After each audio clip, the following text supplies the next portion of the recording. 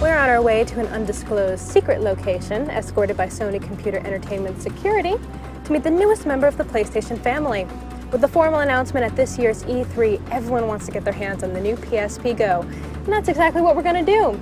We just don't know where yet. Nice suit.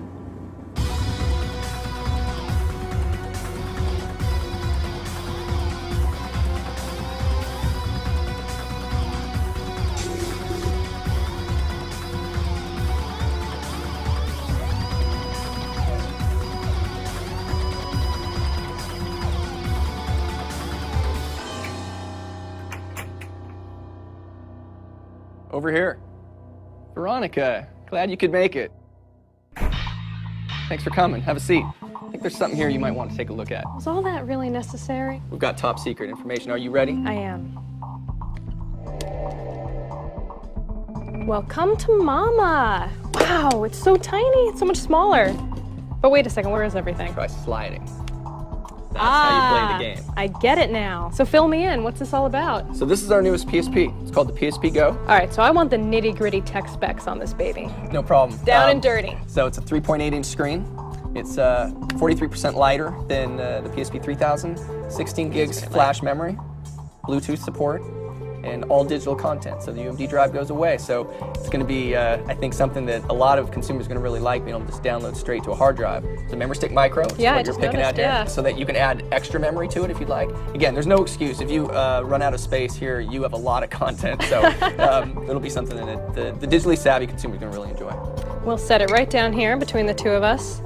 So tell me more about the digital content. I mean, is it mainly going to be games, or are there going to be TV shows and movies as well? Yeah, so there'll be a mixture. So, you know, a lot of the emphasis will be on games, and I think a lot of the people buying it initially will say, I just want to buy games, and there's games like Gran Turismo that are being announced at E3, and Little Big Planet we announced before, and Jak and Daxter, and there's even a new Metal Gear Solid coming. So all of those games will be available. But then there's movies, and all the first-run movies that you can rent or buy through the PlayStation Network, and TV shows, as you mentioned, as well. So you can bring so much content over with you and fill it up on that 16 gigs flash memory. Well, since it is called the PSP GO, I imagine it would work with remote play as well. Integration with PS3 is very important to us, and it works just like PSP 3000, and that's a growing use. A lot of people like to be able to take their content from their PS3 with them on the go. What are the main differences between this and the PSP 3000? The first is the onboard memory, the flash memory, 16 gigs of space. There's Bluetooth support as well, so if you have a Bluetooth headset, you can actually tether it to your cell phone as well. But ultimately, it's the portability, and bringing that content with you in a smaller form factor. You've got the most immersive games on the PSP platform anyway. Now you've got a smaller unit to do it with. Is this going to replace the PSP 3000, or can you still get one of those if you want to? It won't replace the 3000. We're going to keep them both on the market. So if you're a consumer and you say, you know what, I really like tangible products, I like the disc, you can go out and get the 3000 and purchase UMD discs and movies and games with that. If you like digital and ease of use and kind of a more premium nature, the PSP GO is for you.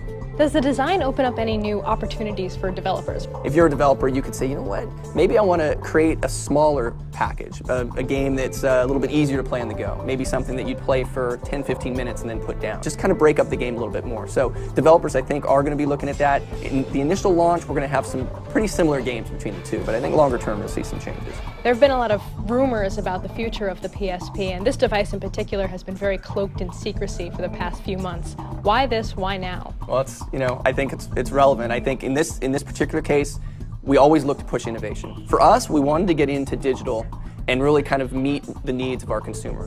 More and more consumers are going online to purchase music, and they're starting to purchase games, and they're purchasing some movies. We always want to be ahead of that curve. We look at each of our products as 10-year life cycle products, so this needs to live on. Our view of the world is, digital is going to become more and more important as we go along here, and ease of use factors make it that much more important. Does it speak to Sony's long-term strategy to have downloadable content as opposed to hard media? We're going to look at kind of a shared strategy there, actually. Hard media tangible goods have their place, and I think that many consumers say, you know what, I'd really like to be able to just hold that disc. But there's certainly a growing segment culturally that want to be able to have digital goods. They've grown up with being able to download movies and music, and now they can download games. This is clearly the start of something really cool with the PSP Go.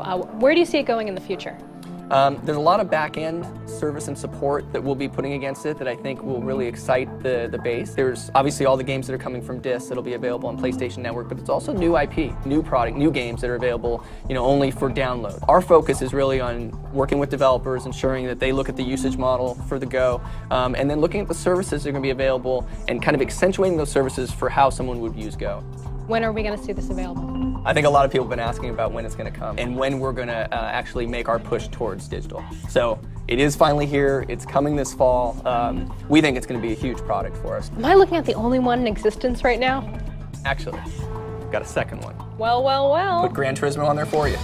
Core viewers know I'm not very good at driving games, but I'll give it a go. Good, let's play.